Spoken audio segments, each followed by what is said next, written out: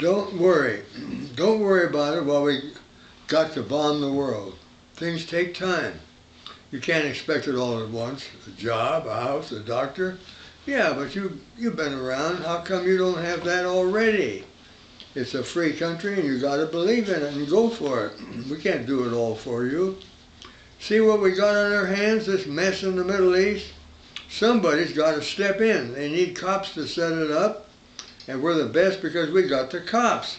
And we're the freest country, we do the best. You know that. And there's a few benefits there sooner or later. It should help even you. Look how we're cleaning up our towns, your neighborhoods. We got crack, AIDS, and street violence practically under control. We got the cops, a job, a house, a doctor. Don't worry about it. It'll come around sooner or later. We're a free country.